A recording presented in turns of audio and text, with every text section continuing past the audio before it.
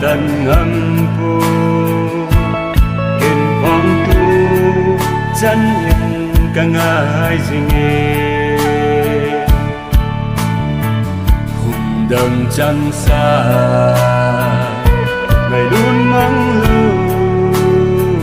cả ngày ô lung xê